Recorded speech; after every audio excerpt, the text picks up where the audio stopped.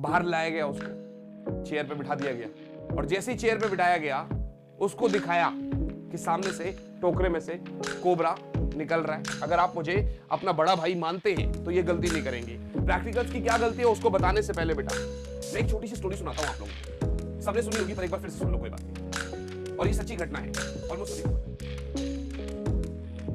Hi guys, hello बच्चा party, कैसे हो आप सब लोग? आई होप सभी बच्चे काफी अच्छे होंगे और साथ ही साथ में काफी प्रेशर में भी होंगे, क्योंकि अब टाइम बहुत कम बचा है और हर जगह से ये सुनने को मिल रहा है कि भाई तुमने क्या गलती करी, तुमने क्यों गलती करी। जब ये वीडियो बना रहा था मैं और जब मैं इसके लिए कंटेंट इकट्ठा कर रहा था तो मुझे एक चीज रियलाइज हुई कि यार मुझे अपने 12th में जाना पड़ेगा। और मैं जब अपने 12th में गया तो वहां से मुझे कुछ चीजें सामने दिखाई दी। जैसे जैसे एग्जाम्स का टाइम पास आता गया वैसे वैसे प्रेशर बढ़ता गया और वैसे वैसे समझ में नहीं आ रहा था कि अब करे क्या। आप स्ट्रैटेजी में जाओ, हर स्ट्रैटेजी में इस समय पे आपको यही बताया जा रहा है कि वीवाईक यूज करो, क्योंकि यार जो पेपर में आएगा जो ट्रेंड है वो तो वही रहेगा ना, वो तो नहीं बदलने वाला। तो करना तो सेम ही है ना यार सब चीज, पर करे कैसे? सर ये तो बताओ कोई कि करे कैसे, कहां से करे, कहां से शुरुआत करे। देखो हमारी गलती क्या होती है ना, हम लोग टाइम टेबल बना लेते हैं। 4 दिन में ये चैप्टर 1 करेंगे या चैप्टर 1 2 3 4 दिन में करेंगे, फिर इतने दिन में ये करेंगे, फिर इतने दिन में ये करेंगे। और मान लो वो 1 2 3 4 दिन में नहीं होता है, वो 6 दिन लग जाते हैं उनको करने में। अब वहां पे हमारा डीमोटिवेशन स्टार्ट हो जाता है कि यार मेरा पूरा का पूरा टाइम टेबल बिगड़ गया। कुछ ऐसा ही आज सुबह मेरे साथ हुआ। मुझे सुबह 6:30 उठना था, बट मैं उठा 7:45, यानी सवा घंटा बाद। अब सवा घंटा बाद मैं दो चीजें सोच सकता हूं, शिट यार सवा घंटा लेट हो गया, अब तो जो सोचा था वो हो ही नहीं पाएगा, फर्स्ट थिंग। या मैं ये सोचूं कि यार कोई बात नहीं ना, क्या हो गया, ब्रेक थोड़ा कम लूंगा, पर जितना सोचा है वो तो मैं करके रहूंगा आज। और मैं खड़ा हुआ, फ्रेश हुआ और मैं वीडियो बनाने के लिए आप लोगों के सामने आ गया। सारा का सारा खेल इस मेंटालिटी का है। मैं एक छोटी सी स्टोरी सुनाता हूं आप लोगों को, सबने सुनी होगी पर एक बार फिर से सुन लो, कोई बात नहीं, और ये सच्ची घटना है, ऑलमोस्ट सभी को पता है कि एक बार बाहर देश में यानी विदेश में एक कैदी था जेल में, ठीक है ना, और उसको बस फांसी होने वाली थी कुछ दिनों में। तो जो साइंस वाले होते हैं ना, उनको एक्सपेरिमेंट्स करने होते हैं, उनको एक्सपेरिमेंट करना था तो उन्होंने कहा क्यों एक भले मानस के साथ एक्सपेरिमेंट करें, एक ऐसे बंदे के साथ एक्सपेरिमेंट करते हैं ना जिनको वैसे भी जाना है इस दुनिया से। तो वो उसके पास गए और उसको पूरी कहानी समझाई, भाई देख तुझे फांसी होगी, सोच के देखो फांसी का वो दर्द, आपको फांसी लगाई जाएगी, 1 सेकंड में तो मौत भी नहीं मिलेगी आपको, मतलब आपको कितना दर्द होगा, कितना तड़प तड़प के मरोगे। डर तो गया वो आदमी। उसको कहा गया यार एक काम करते हैं ना, तुझे आसान मौत देते हैं। आसान मौत कैसे? तो उन्होंने कहा कि यार एक कोबरा है ना, सांप, सांप, उससे डसवा देंगे, वो डस देगा 1 सेकंड में, तू मर जाएगा। सोच के बता दियो। उसने टाइम लिया अपना, दिन रात सोचा, अगले दिन बोला सब ठीक है, ओके ऐसा ही कर लो मेरे साथ। और बाहर लाया गया, उसको चेयर पे बिठा दिया गया और जैसे ही चेयर पे बिठाया गया उसको दिखाया कि सामने से टोकरे में से कोबरा निकल रहा है, ऐसा मतलब मतलब अपना ऐसे इस तरीके से खड़ा है, और उसको यह दिखाया गया कि भाई तुझे डसाएंगे। उसको बोला तेरी आंखें बंद कर रही है, तू देख नहीं पाएगा। उसने भी कहा ठीक है यार। करते करते कोबरा को कर दिया साइड और उसको एक छोटी सी नीडल, नॉर्मल नीडल जैसे कपड़े सीलते हैं, उस नीडल से उसको ऐसा पिंच कर दिया, डस दिया। आप इमेजिन नहीं करेंगे हुआ क्या, उस नीडल से उसको पिंच करने के बाद भी वो आदमी की डेथ हो गई। और जब पोस्टमार्टम रिपोर्ट आई तो उसमें क्लियरली ये चीज सामने आई कि यार उसके अंदर से तो कोबरा का जहर निकल रहा है। How can it be possible? क्योंकि वो अपने दिमाग में ये इतनी गहरी तरीके से सोच चुका था कि द मोमेंट सांप मुझे डसेगा उसी समय पे मैं मर जाऊंगा। क्या समझे कहानी से? यानी सारा का सारा खेल हमारे इस दिमाग का है। ये एक बार सोच लेना कि चाहे कुछ भी हो जाए, मैं ये काम कर सकता हूं या कर सकती हूं, मैं ये काम करूंगा या करूंगी। तो चाहे कुछ भी हो जाए, हम वो काम करके मानते हैं। तो बन जाओ ना फिर ढीठ, अभी भी टाइम है। देखो, थोड़ी हमारी ना प्लानिंग में गड़बड़ होती है, थोड़ी हमारी स्ट्रैटेजी में गड़बड़ होती है। ये आपके एग्जाम्स के टाइम है, ठीक है ना? Hindi, English, chemistry, physics, maths, physical education, biology. अब क्योंकि प्रैक्टिकल्स होंगे, ठीक है ना? अब हमारे प्रैक्टिकल्स होंगे। समझना बात को। जो गलती हमने प्री बोर्ड्स के टाइम पे करी थी, आज वही गलती हम लोग प्रैक्टिकल्स के टाइम पे दोहरा सकते हैं। अगर आप मुझे फॉलो करते हैं, अगर आप मुझे अपना बड़ा भाई मानते हैं, तो ये गलती नहीं करेंगे। प्रैक्टिकल्स की क्या गलती है उसको बताने से पहले बेटा, एक हमारा टेलीग्राम चैनल है फिजिक्स ऑन योर टिप्स। इस चैनल को आप लोग जरूर फॉलो करिएगा। मैंने आप लोगों के लिए 9 आवर्स का मैराथन लिया था हाल फिलहाल में, मुझे बहुत अच्छा लगा, आप लोगों ने बहुत प्यार दिया।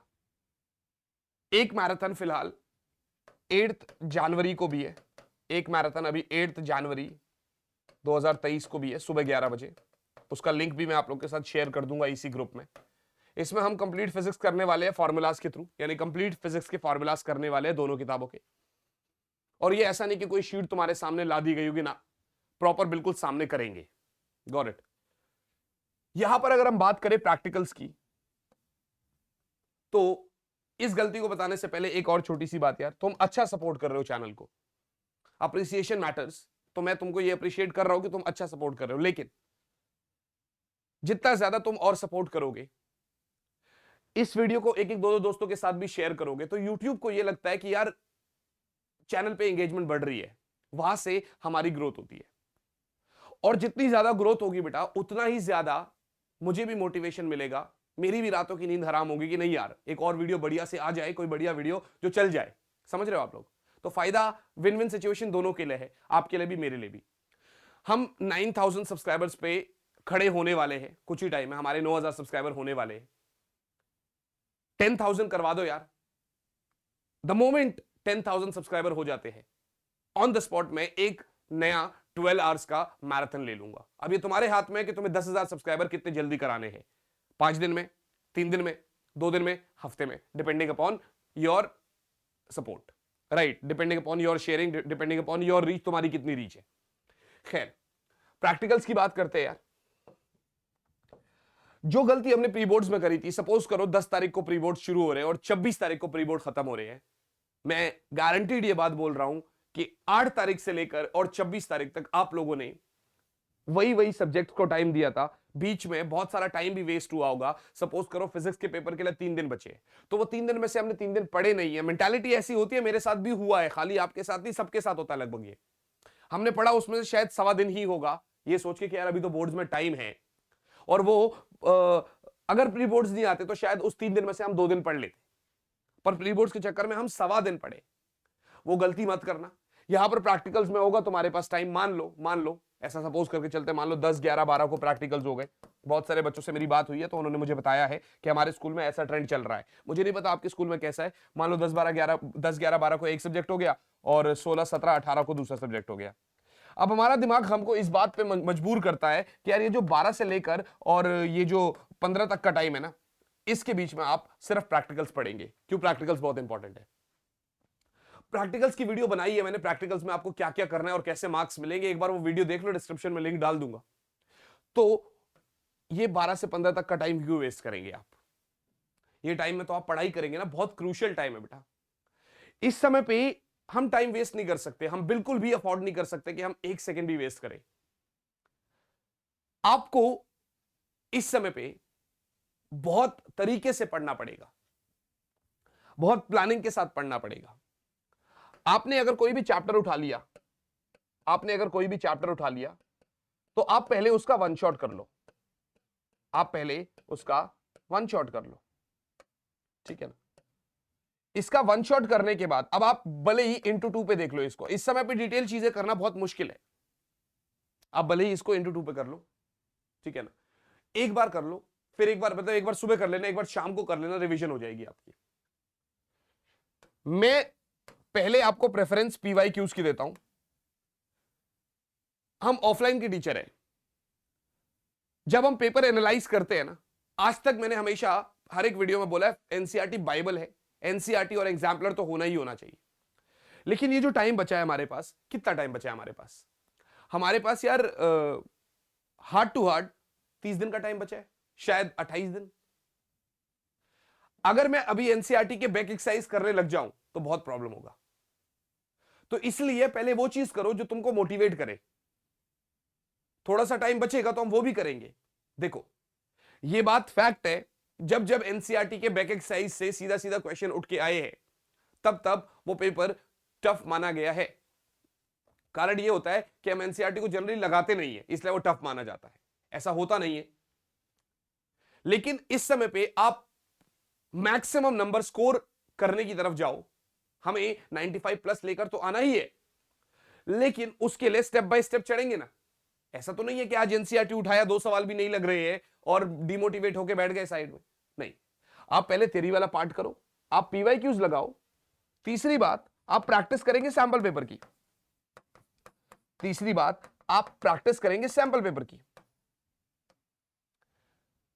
आप जितने भी टॉपर लोग हैं, जितने भी आपके कांटेक्ट में आपके सीनियर्स होंगे, जाके एक बार पूछ लो, भैया या दीदी आपने सैंपल पेपर लगाया था कि नहीं लगाया था अपने एग्जाम्स में। और अगर उनके अच्छे मार्क्स आए होंगे तो वो इन सैंपल पेपर्स की वजह से आए होंगे। कारण ये है कि सैंपल पेपर जब आप देते हो ना, तो आपको अपना रियलिटी पता चलता है। हमारी प्रॉब्लम पता है क्या होती है, हम क्या सोच के बैठे होते हैं, चैप्टर 1 कर लेंगे, 2 कर लेंगे, 3 कर लेंगे, जब 15 चैप्टर हो जाएंगे तो सैंपल पेपर दे देंगे। अरे 15 चैप्टर कभी नहीं हो सकते भाई, वो 14 चैप्टर आपके कभी नहीं हो सकते परफेक्ट। हम परफेक्शन की तरफ भाग रहे हैं, ये जब परफेक्ट हो जाएंगे तब पेपर देंगे। अरे भाई क्यों, मत दिखाओ ना किसी और को, तुम्हें क्या करना है, खुद को रियलिटी दो ना भाई। हम डरते हैं, हमारे अंदर ना एक डर है, सैंपल पेपर उठाएंगे 10 मार्क्स का आएगा, 60 का आएगा नहीं तो फिर पता नहीं, मतलब फिर तो डिमोटिवेट हो जाएंगे। अरे क्यों हो गया यार, और मेहनत करेंगे ना फिर तो। तुम्हें जो अंधविश्वास है खुद के ऊपर, जो तुम्हारे आंखों पे पट्टी बंधी है, वो पट्टी खुल जाएगी। तो पॉसिबिलिटी है तो आज ही उठा लो सैंपल पेपर, आज एक सैंपल पेपर उठा लो और खुद को देख लो भाई कितने पानी में हूं मैं, इसमें से कितने ऐसे क्वेश्चन जो मुझसे लग रहे हैं। चलो तुम्हारी मोटिवेशन के लिए तुमने सीबीएसई का सैंपल पेपर लगभग हर एक बच्चे ने करा होगा, जिसने नहीं करा तो वो भी ऐसा मत सोचना अरे मैं ही रह गया अकेला, ऐसा नहीं है, बहुत सारे हैं जिन्होंने नहीं कराया। मैं करवाऊंगा अभी, तो देखना तुम बहुत सारे बच्चे देखेंगे उसको भी। उसी को उठा लो और उसी को देख लो, उसमें से कितने क्वेश्चंस बनते हैं, ठीक है। जो जो बनते हैं उस टॉपिक्स को साइड लिख लो, फिर एक और पेपर उठाओ। पिछली वीडियो में भी सेम बात बोली थी, सेम बात यहां पर भी बता रहा हूं। आप सैंपल पेपर करो, आप उठाओ पेपर, जो आता है कर लो, जो नहीं आता है उसको लिख लो। दूसरे पेपर में से देखना कुछ चीजें इंप्रूव हो गई होगी, तो खुद का टेस्ट देना सीखो। हम इस समय पढ़ते रहते हैं, पढ़ते रहते हैं। अरे भाई जब तक तुम पेपर में बैठोगे नहीं, जब तक तुम्हें पता नहीं चलेगा अटेम्प्ट कैसे करना है, जब तक तुम सवाल करोगे नहीं, पता कैसे चलेगा, करोगे कैसे।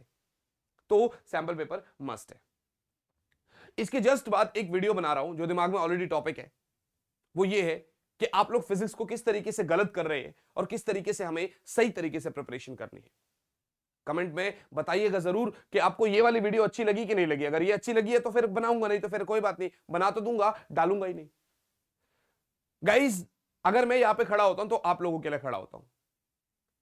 पिछले 3-4 दिन से रोज एक वीडियो आप लोगों को मोटिवेट करने के लिए एक स्ट्रैटेजी के फॉर्म में दे रहा हूं। लेकिन ये मत समझना कि मैं स्ट्रैटेजी वाला भैया दीदी बन गया। साइड में आप एक बार चैनल खोल के देखना, डेली बेसिस पे 1.5-2 घंटे का आपको एक वीडियो ऐसा भी मिलता है जिसमें हम कॉन्सेप्ट कर रहे होते हैं। जैसे कल हमने मोस्ट 50 न्यूमेरिकल्स करे करंट इलेक्ट्रिसिटी के, उसी तरीके से हम परसों वन शॉट कर रहे थे डिटेल वाला 2 घंटे का, उससे पिछले दिन भी हमने डिटेल 2 घंटे का वन शॉट करा। तो इसलिए आप लोग ये देखिएगा कि यार वो बंदा भी मेहनत कर रहा है तो हम भी मेहनत करते हैं। अब इधर उधर मत भागो, इधर उधर मत घूमो, अब बस लग जाओ प्रिपरेशन में। और अगर ये वीडियो आपकी हेल्प कर रही है तो एक शेयर कर लेना। चैनल को जरूरत है आप लोगों की शेयरिंग की, आप लोगों की सपोर्ट की जरूरत है भाई। और अगर मैराथन चाहिए अगला तो 10,000 कर दो यार, थोड़ा बहुत टारगेट तो मेरा भी देना बनता है। चलो मिलेंगे फिर आपसे आप ही के अगले वीडियो में। Till then all the best बच्चों, बाय गाइस, बाय।